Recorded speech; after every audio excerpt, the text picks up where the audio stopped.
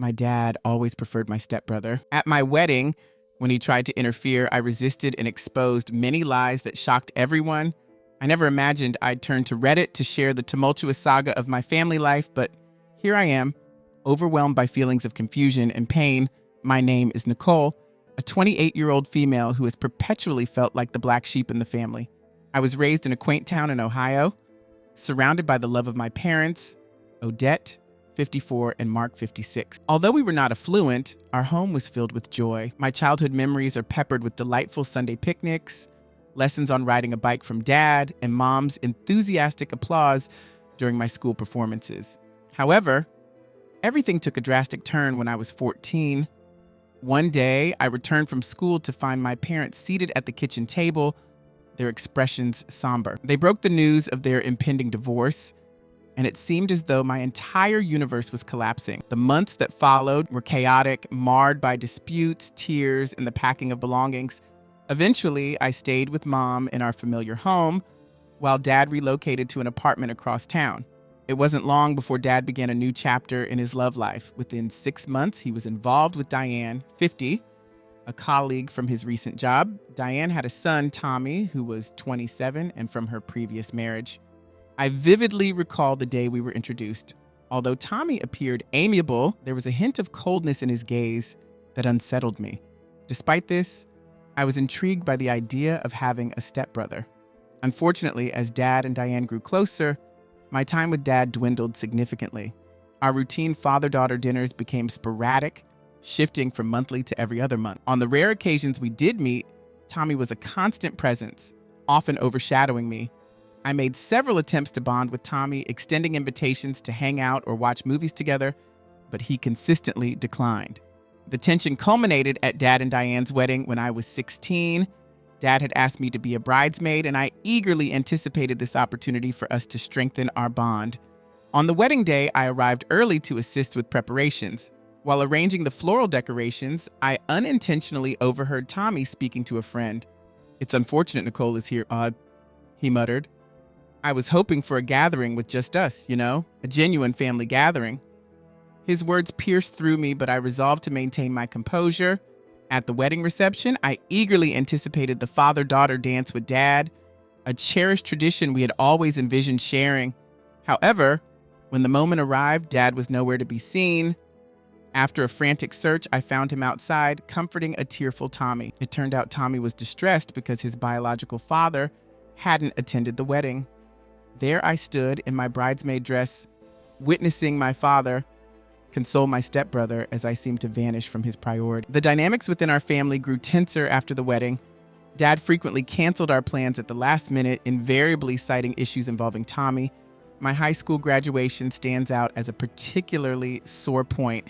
Dad missed my valedictorian speech, arriving only in the middle of the ceremony. He explained that his delay was due to assisting Tommy with his college applications. Despite these setbacks, I remained focused on my academic goals and was thrilled to be accepted into a prestigious journalism program at NYU. I was eager to share this milestone with Dad and called him immediately. However, his response was distracted and hurried. "That's great, honey," he mumbled. "Listen, I've got to go. Tommy's got a big soccer match and I promised I'd be there." He ended the call abruptly, leaving me disheartened. Throughout my college years, I strove to keep the connection with Dad alive, but it felt increasingly like a one-way effort. He often forgot my birth. I graduated with honors and secured a position at a reputable newspaper in Chicago. It was here that I met Alex, 30M, through a blind date arranged by mutual friends. There was an instant connection, marked by his kind eyes and infectious laughter. During our first date, we delved deep into conversations about our aspirations, fears, and family history. I rarely discussed my strained relationship with my dad, but I found myself sharing these details with Alec. He was incredibly supportive and empathetic. Coming from a tight-knit family himself, he couldn't fully grasp the pain I'd experienced, but he listened without judgment. As our relationship flourished, he gently suggested I might try to reconnect with my dad, although he fully respected my hesitance. After 3 years together, Alex proposed in a beautifully orchestrated surprise. A picnic in the park where we had our first date with our friends secretly waiting nearby to celebrate. The joy of the moment was palpable as we began planning our wedding for October 15th, 2024, envisioning a perfect autumn Saturday. We sent out save-the-date notices to all our relatives, including my dad and his family. Despite my reservations, Alex encouraged me to extend an olive branch. Things seemed to be progressing smoothly until I received a call from my stepsister-in-law, Emma, 25F, who had recently married Tommy. She excitedly shared that they were expecting their first child and had scheduled a gender reveal party. My heart dropped as she revealed the chosen date, October 15th, 2024. It was the same day as my wedding. I attempted to convey the importance of the date to Emma, but she dismissed it as a mere coincidence, claiming they had already secured the venue and could not change it. Feeling bewildered and hurt, I reached out to my father to discuss the overlap. His response was shocking. "Nicole, honey, you need to understand, this is a big moment for Tommy and Emma. It's their first child. Can't you just move your wedding? It's not like you can't get married on another day." I was floored. My own father was asking me to reschedule my wedding day to accommodate my stepbrother's event. When I stood firm on not changing my wedding date, my father became irate, accusing me of selfishness and ignoring the family's need. The situation escalated quickly. My stepmother began calling me daily, laden with guilt-inducing pleas to reconsider the date. Tommy and Emma resorted to posting passive-aggressive comments on social media, insinuating that I was unsupportive of the family. To my dismay, even some extended family members sided with them, suggesting that I should be more accommodating. Alex was incensed by how my family treated me and suggested that perhaps it was time to sever ties with them. I was torn. Part of me agreed with Alex, seeing the toxicity in their demands, but another part feared losing my family connection altogether. I found myself questioning whether to maintain my chosen wedding date, risking a deep, perhaps irreparable rift, or to capitulate to their demands, though it felt like yet another instance of being sidelined for Tommy's sake. Desperate for guidance, I turned to the Reddit community. Update 1, it's been several weeks since my initial post, and I am deeply grateful for the overwhelming support and counsel from this community. Your encouragement has fortified me through this ordeal. After extensive reflection and numerous conversations with Alex, I resolved to uphold my decision regarding the wedding date. I recognized that continually acquiescing to my family's demands was detrimental to my well-being. It was time I prioritized my own happiness. I phoned my dad to communicate my decision, and his reaction was anything but understanding. He lashed out, claiming that my actions were tearing the family apart and that I would come to regret my stubbornness. When I attempted to express my feelings, he cut me off, accusing me of being jealous of Tommy and failing to see the significance of the event for him. His words were a painful echo of the many times I had felt marginalized. Recollections of missed milestones and prioritized needs of others over mine surged back. I ended the call, engulfed in a tumult of sadness and anger. The following day, I was bombarded with messages from Tommy, Emma, and my stepmother, each echoing sentiments of disappointment and blame. The messages from Tommy, Emma, and my stepmother were all cuttingly similar, each branding me as selfish, accusing me of ruining their special day, and shaming me for my decision. Overwhelmed, I chose not to respond immediately, needing space to sort through my emotions. A few days into this turmoil, I received an unexpected call from my mom, who had learned about the ongoing conflict from my aunt and was concerned for my well-being. As I recounted the details to her, she disclosed startling information that reshaped my understanding of past events. She revealed that Tommy's behavior wasn't new, it followed a disturbing pattern. For instance, when I excitedly shared my acceptance into the NYU journalism program, Tommy coincidentally switched his major to journalism. That day, my dad's distracted congratulations were not for me, but for celebrating Tommy's similar academic decision. Moreover, the night of my car accident in college, when my dad claimed he couldn't come to the hospital because Tommy needed help preparing for a date, the truth was far different. Tommy had been detained for shoplifting at a local mall, and my dad was at the police station not aiding his son for a date, but smoothing over his legal troubles. Each piece of truth my mom revealed added to a mosaic of neglect I hadn't fully seen before. She continued, recounting other instances I was unaware of.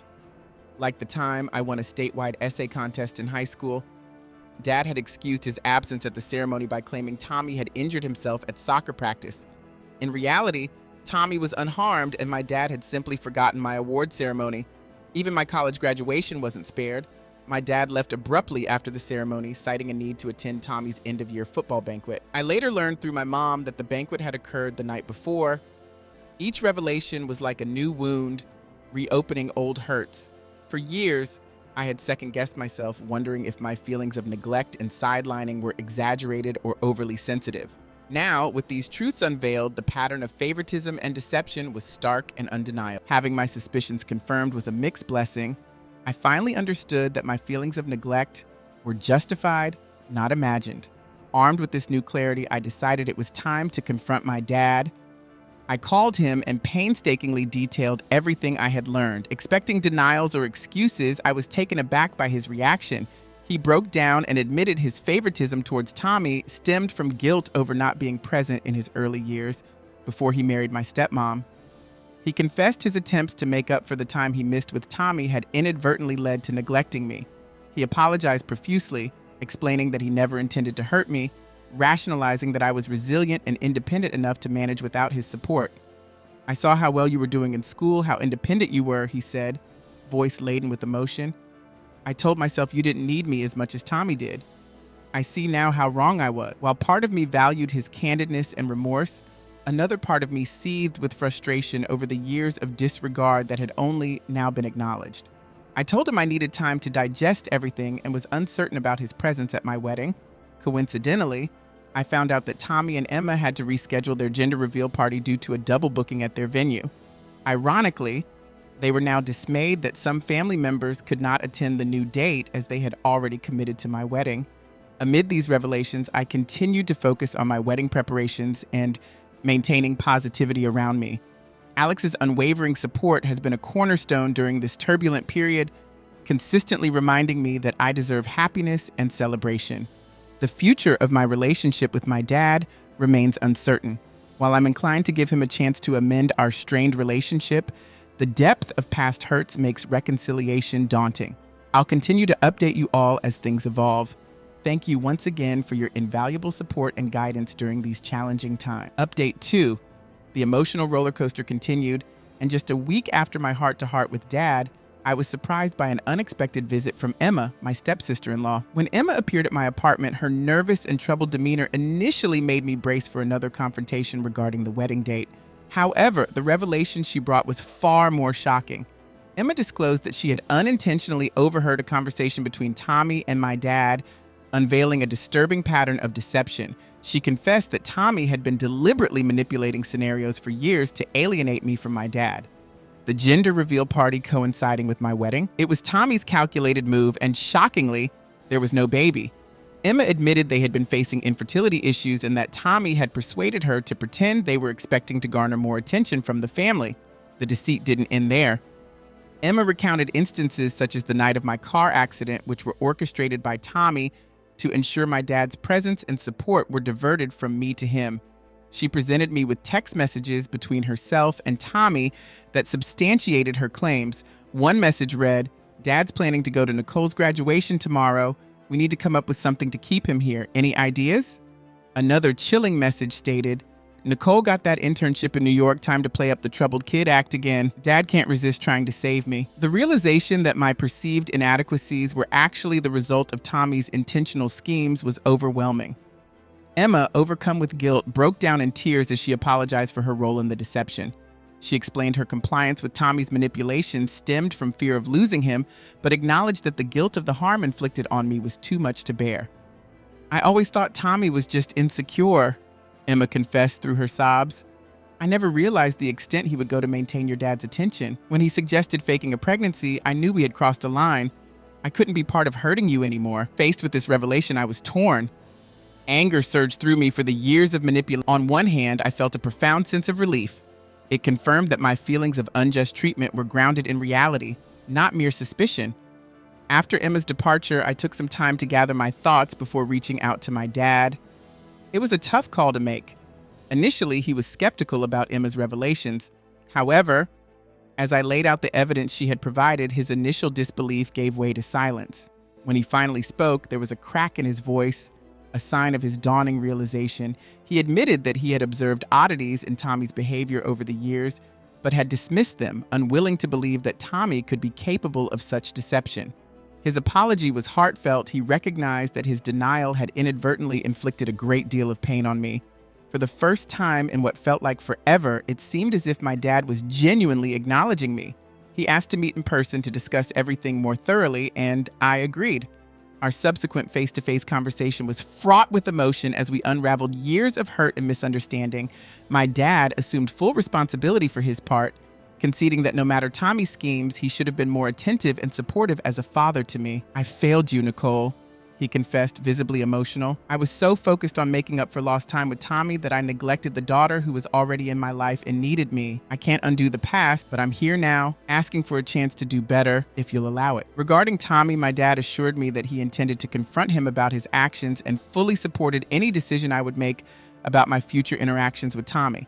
The weight of Tommy's betrayal and the subsequent family dynamics were overwhelming, and I decided to put any decisions about familial relationships on hold until after the wedding. For now, my focus is on the positive, marrying Alex and embarking on our life together. My dad has expressed his desire to walk me down the aisle, a gesture I am considering. However, I've made it clear that his inclusion is conditional on seeing genuine, consistent efforts from him in the months leading up to the wedding. As for Tommy and Emma, I've opted for no contact, at least for the time being, to allow myself space to heal and reflect. Emma's admission, although enlightening, does not negate the years of pain and deception I've endured. Healing from this will take time and space. This ordeal has been both enlightening and excruciating, yet it has provided an opportunity to forge a new, more truthful relationship with my dad. I am cautiously optimistic about our future, but I remain vigilant about safeguarding my own emotional well-being. Thank you all for your continued support throughout these challenging times. Your advice and encouragement have truly been my lifeline. Update 3. It has been 6 months since my last post, and much has evolved. I'm eager to share the developments in my current standing with my family. Firstly, the wedding was utterly beautiful. After deep reflection and numerous discussions, Emma chose to stay with Tommy under the condition that he persists with therapy and makes genuine efforts to improve their relationship. Although I've kept my distance from both Tommy and Emma, a few months ago I received a heartfelt letter from Tommy. In it, he accepted full responsibility for his actions, offered sincere apologies, and detailed the steps he was taking towards personal change.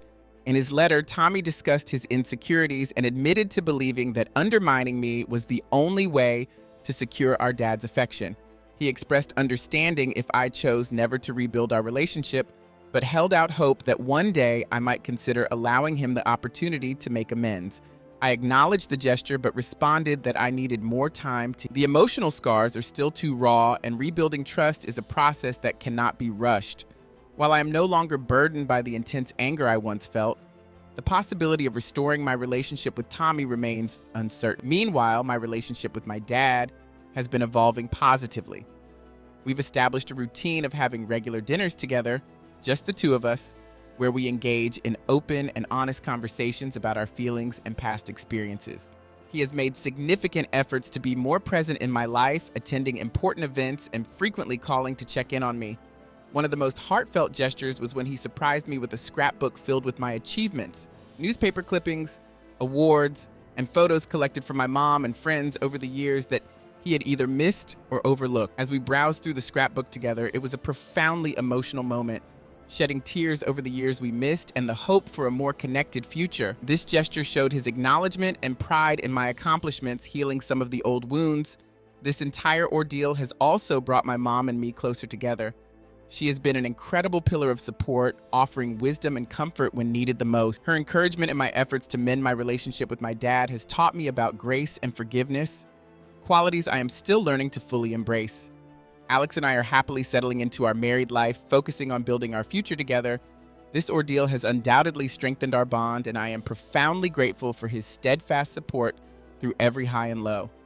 Alex and I are contemplating starting our own family soon, and these turbulent times have solidified our resolve to break the cycle of past familial issues and aspire to be the best parents possible. Reflecting on everything I've endured, I realized the significant personal growth I've achieved. I've learned the importance of standing up for myself, establishing clear boundaries, and valuing my self-worth irrespective of others' actions. The journey toward healing is undoubtedly lengthy, but I am confident that I'm now on the correct path. To all those who have followed my journey, offered advice, and provided support, thank you. Your words have not only offered strength, but also clarity during some of the most difficult periods of my life. While my family relationships are still not perfect, I find myself more at peace with the current state of affairs. Life's unpredictability and the complexity of family dynamics continue to be challenging. However, I remain hopeful for what the future holds and am committed to maintaining the boundaries and self respect I've diligently worked to establish. Here's to embracing new beginnings and fostering healthier relationships in all aspects of life.